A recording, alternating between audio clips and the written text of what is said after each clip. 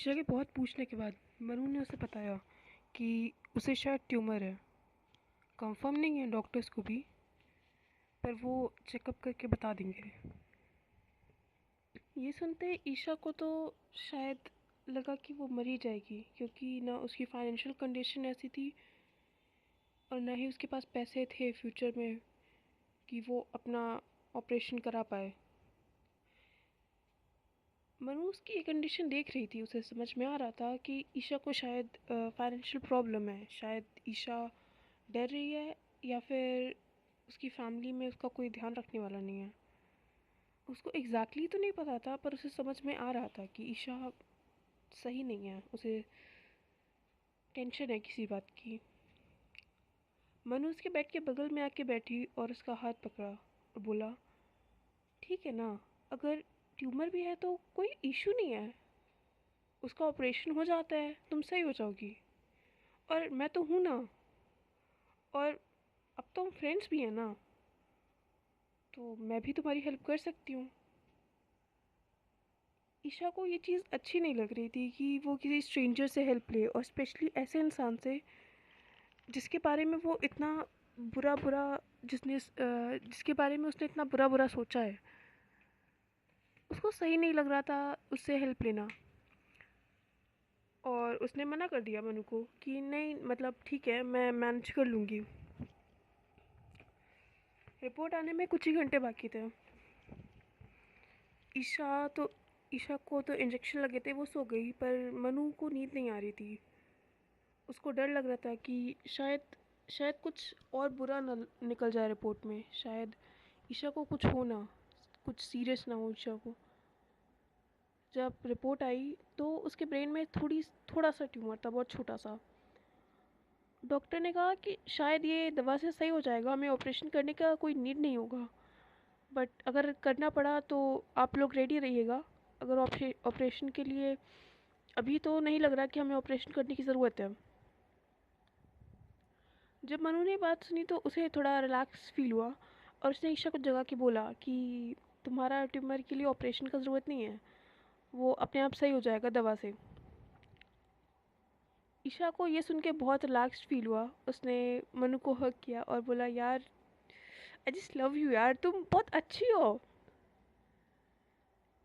उसने तो एक्साइटमेंट में बस ऐसे बोल दिया था, पर मनु को कुछ तो फील हुआ थोड़ा बहुत। मनु ने उस चीज़ को इग्नोर किया और उसने बोला कि ठीक है, मैं तुम्हारी दवा लेके आती हूँ, तुम आराम करो और उठना नहीं यहाँ से, लेटे रहना। अ, उसके बाद मनु जाके बगल की फार्मेसी से उसने दवा लेके आई।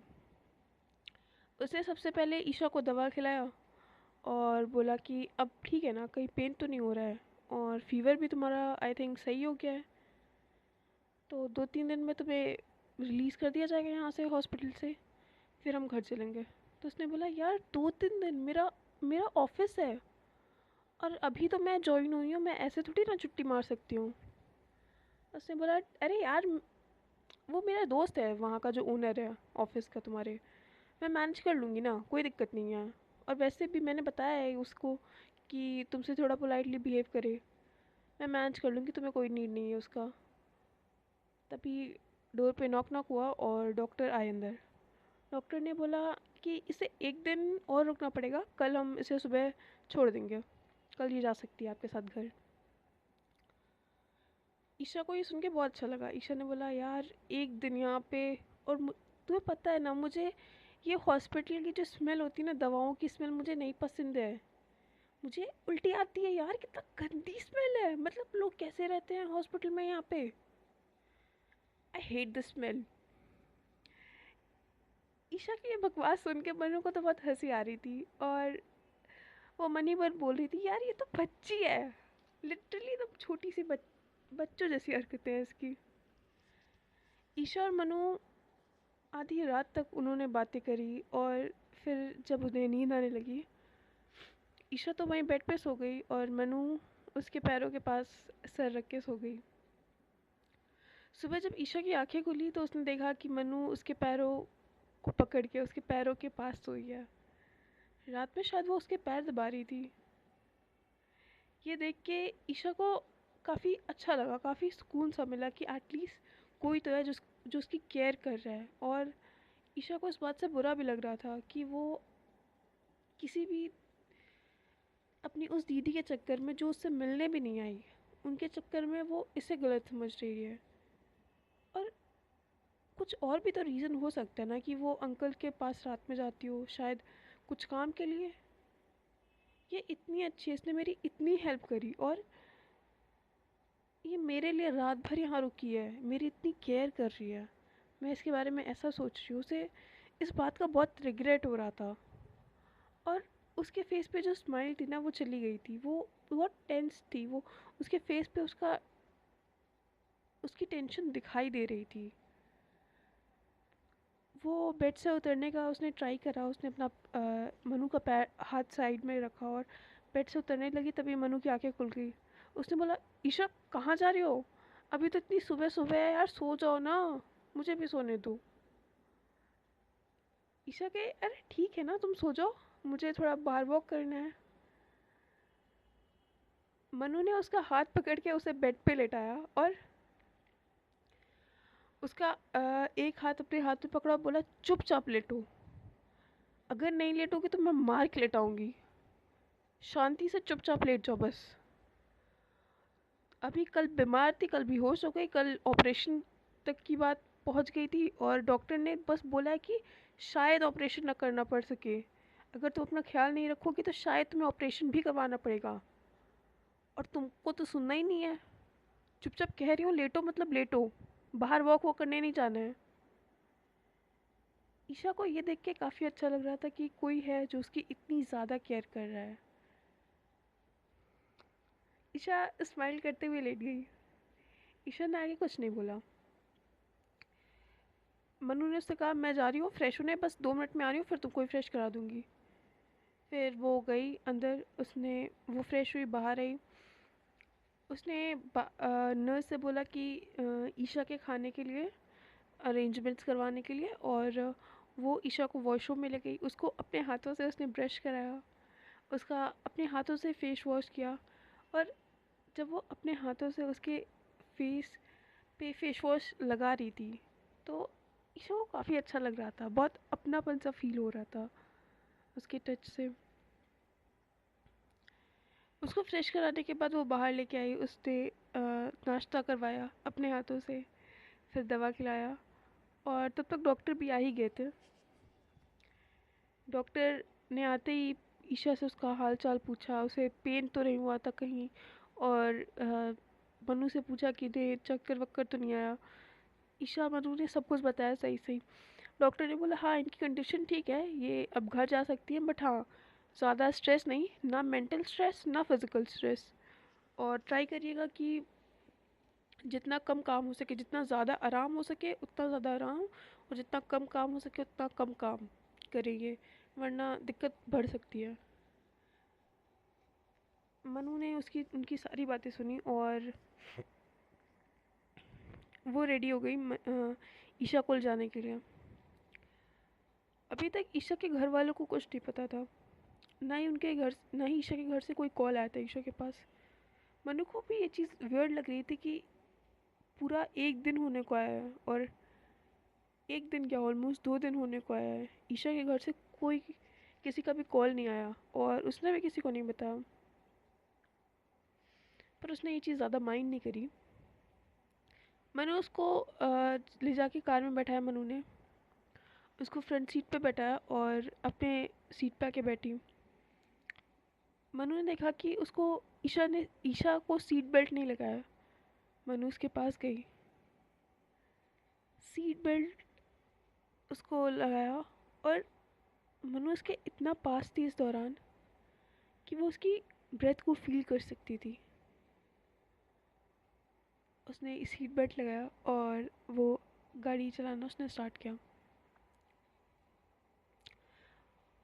उसने ड्राइव करना स्टार्ट किया और कुछ ही मिनटों में वो अपने फ्लैट पे पहुंच गया। मनु ईशा को सहारा देते हुए अपने रूम में लेके आई, वहाँ पे उसको बैठाया, और उसने अभी भी पहले पुराने कपड़े पहने थे जो उसने 2 दिन से पहने हुए थे। ईशा को नहाना भी था, पर डॉक्टर ने मना किया था कि ज़्यादा देर ईशा को अकेले नहीं छोड़ना है, हो सकता है वो कहीं पे भी बेहोश हो सकती है। इस वजह से मनु नहीं चाहती थी कि वो ज़्यादा देर कहीं पे भी रहे, इवन वॉशरूम में भी। तो मनु ने कहा कि ठीक है, तुम जा रही हो नहाने, बट तुम रूम वॉशरूम लॉक करके नहीं नहाओगी, वॉशरूम खोल के नहाओगी। मतलब लॉक मत करना, इन केस अगर तुम बेहोश जाती हो या फिर गिर जाती हो तो एटलीस्ट रूम वॉशरूम खुला तो रहे ना, कि मैं तुम्हें हेल्प करने आ पाऊँ वहाँ पे। ईशा ने कहा, अरे यार अब क्या वॉशरूम में भी साथ आओगी क्या? मनु ये सुन के हंसने लगी। मनु ने कहा, हाँ तुम्हारे गिरने से बेटर ये कि मैं वॉशरूम में तुम्हारे साथ ही आऊँ। तो दोनों हंसने लगे। मनु ने ईशा के कपड़े निकाले, उसे वॉशरूम में रखा, उसे वॉशरूम लेके गई और वहाँ पे उसने साफ साफ बोला, इन केस अगर तुमने वॉशरूम लॉक किया तो तुम्हारे नहाने से पहले मैं गेट तोड़ दूंगी, इस बात का याद रखना। तो ईशा हंसने लगी। ईशा ने बोला ठीक है बाबा, और उसने डोर डोर को बस एकदम लॉक नहीं किया था, बस उटकाया था, या फिर इसे कह सकते हैं बस पुश किया था हल्का सा, पर वो लॉक नहीं था। ईशा नहा के जब वो बाहर आई तो उसके बाल गीले थे, और उसने काफ़ी टाइम लगाया था नहाने में। तो पूरे टाइम मनु से कही थी, ईशा तुम अंदर हो ना, तुम बेहोश तो नहीं हुई ना, ईशा तुम गाना गाओ, ईशा तुम ये करो, ईशा तुम वो करो। ईशा मनु की इतनी केयर से खुश भी थी, पर वो कहीं ना कहीं परेशान हो गई थी कि हर मिनट ईशा ये, ईशा वो, ईशा ये। ईशा को लग रहा था कि वो किसी ऐसे इंसान के साथ है जो उससे बहुत प्यार करता हो, उसकी मम्मी के साथ, उसके कोई बहुत क्लोज इंसान के साथ है वो। ईशा को बिल्कुल फील नहीं हो रहा था कि वो इस लड़की से अभी कुछ टाइम पहले ही मिली है। ईशा रूम में आई तो मनु उसके अपने हाथ में टॉवल लेके खड़ी थी। उसने ईशा को बैठाया, उसके बाल पोछे, उसके बाल ड्रायर से ड्राई करने लगी। ईशा ने कहा, अरे यार ये तो मैं कर लूँगी ना, अब इसको भी तुम ही करोगी क्या? तो मनु ने कहा, हाँ यार फ्रेंड्स तो करते हैं ना, और मैं नहीं केयर करूँगी तो कौन करेगा, पड़ोसी। इस बात पे ईशा ने भी कुछ नहीं बोला, और जैसे जैसे मनु उसके बाल ड्राई कर रही थी उसने करने दिए, मनु जो कर रही थी उसने करने दिया। वो खाना बना के लाई ईशा के लिए, एकदम सादा सादा खाना, खिचड़ी पापड़, एकदम सादा। ईशा ये खा के परेशान हो गई थी। यही चीज़ उसको हॉस्पिटल में भी मिल रहा था और यही चीज़ घर पे भी। ईशा वाज लाइक, यार कुछ तो तड़कता भड़कता लाओ, कुछ तो चटपटा लाओ, ये तो मैं खा के बोर हो चुकी हूँ, हॉस्पिटल वाले भी यही सब दे रहे थे। मनु ने कहा, तुम्हें यही सब मिलेगा खाने को क्योंकि तुम बीमार हो, और तुम 1 महीने तक यही खाओगी, और मैं तुम्हें ये यही बना के खिलाऊंगी, इससे ज़्यादा कुछ नहीं। ये सुन के तो ईशा का मुंह उतर गया। ईशा ईशा भी लाइक, मुझे नहीं खाना यार, प्लीज़ छोड़ दो ना, मुझे नहीं खाना ये। मनु ने उसे ज़बरदस्ती बैठाया और उसे अपने हाथों से खिलाने लगी, उसे पूरा खाना खिला के, और वो उसने टिशू नहीं, उसने एक टॉवल से ईशा का फेस पोछा, और उसके चेहरे पे जो भी थोड़ा बहुत भी खाना लगा था उसको साफ़ किया। उसने बोला, तुम बैठो, मैं प्लेट रख के आती हूँ। वो अंदर प्लेट रखने के लिए गई, तभी उसकी वो दीदी जो उसके हॉस्टल में थी, जिसने मनु के बारे में बहुत गलत सलत से चीज़ें बोली थी, वो आई और उन्हें बोला, ईशा बेटा कहाँ थी तुम, और इतने दिनों से तुम दिख नहीं रही थी।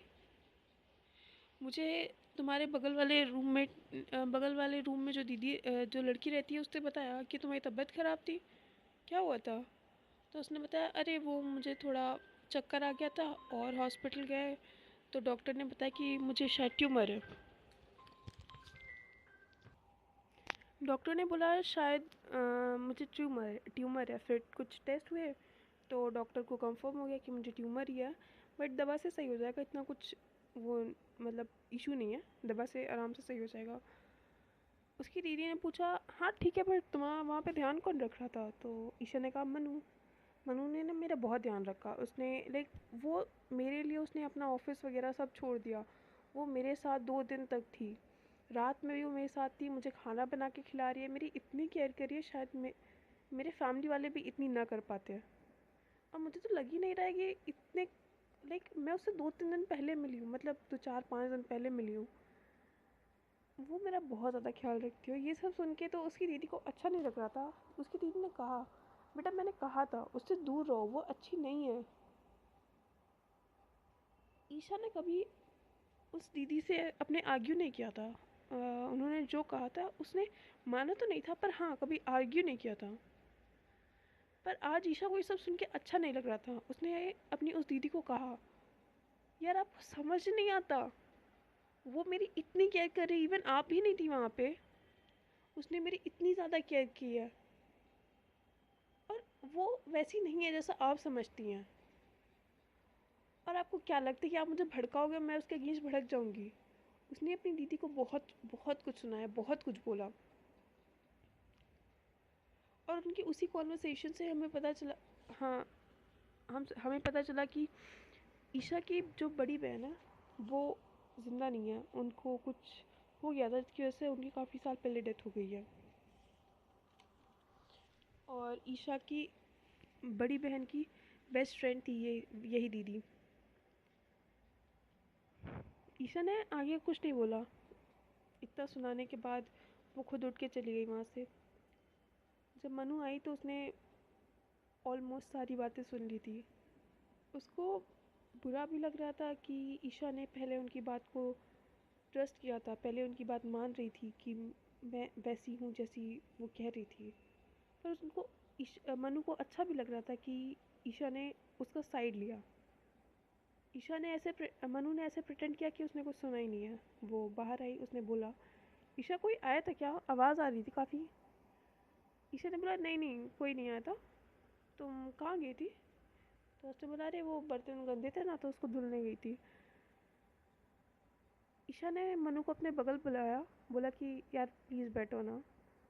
और ईशा मनु के लाप पे सर रख के उसने बोला, यार आई एम सॉरी।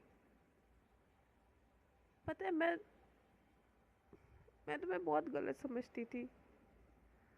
मुझे लगता था कि तुम मुझे वो, पता है वो जो ऊपर फ्लोर पे वो दीदी रहती है ना, उन्होंने कहा था कि तुम अच्छी नहीं हो, तुमसे दूर रहने के लिए। और वो मेरी दीदी की फ्रेंड थी, तो मैं उनकी बात पे ट्रस्ट भी कर रही थी। और आई एम सॉरी यार। तो मनु ने पूछा, मनु को तो पता था क्योंकि उसने बातें सुन ली थी, बट स्टिल उसने पूछा कि क्या बोला था उन्होंने। ईशा ने अपना सर ऊपर किया और उसके आंखों में आंसू थे। ये मनु को देख के अच्छा नहीं लगा था। मनु ने उसका तुरंत उसके आंसू पोंछे और बोला कि तुम रो क्यों रही हो? ठीक है ना, मतलब उन्होंने बोला तो कुछ तो रीज़न होगा। और उन्होंने बोला, वो उनकी थिंकिंग तुम्हारी नहीं थी। इवन अब तो तुम मुझ पर ट्रस्ट करती हो ना। ईशा रोते हुए उसने कहा, आई एम सो सॉरी, तुम मेरा इतना ख्याल रख रही हो, पर मैं तुम पे ट्रस्ट नहीं करती थी। मुझे लग रहा था कि तुम्हारा और हम हमारे हमारे लैंडलॉर्ड का कुछ चक्कर चल रहा है। मुझे लगा उस दीदी ने बोला था कि तुम प्रॉस्टिट्यूट हो, इसलिए मैं तुमसे थोड़ा दूर भी हो रही थी। I am so sorry. तुम तुम मेरी इतनी केयर कर रही हो और मैं तुम पे ट्रस्ट भी नहीं कर पा रही थी। I am so sorry. ये ईशा, मनु को पता था ये सारी चीज़ें, बट इवन उसे पता था कि बाकी लड़कियां भी उसके बारे में ऐसा ही सोचती हैं, बट वो कभी उसने इन चीज़ों के बारे में बॉदर ही नहीं किया। उसको कोई फ़र्क ही नहीं पड़ा कि कोई उसके बारे में कुछ भी बोले, कुछ भी करे। बट ईशा की बातें उसे बहुत ज़्यादा हर्ट कर रही थी। मनु ने बोला कि तुम भी मेरे बारे में ऐसा ही सोचती हो? ईशा ने कहा कि हाँ शायद शायद सोचती थी बट अब नहीं सोचती हूँ, प्लीज़ यार, I am so sorry. Manu को ये सुन के हंसी भी आ रही थी, बुरा भी लग रहा था, और उसे सुकून भी मिल रहा था कि शायद ईशा उस पर ट्रस्ट करने लगी है। मनु हंसने लगी उसके सामने, उसने कहा कि ठीक है, इतनी सी बात है, तुम इस पे इतना क्यों रो रही हो। ईशा उसको हैरानी से देख रही थी। ईशा को पता था कि मनु को हर्ट तो हुआ है बट वो दिखाएगी नहीं। ईशा को खुशी भी हो रही थी कि मनु ने उस पर गुस्सा नहीं किया। ये तो बहुत मिक्स मिक्स सी फीलिंग थी।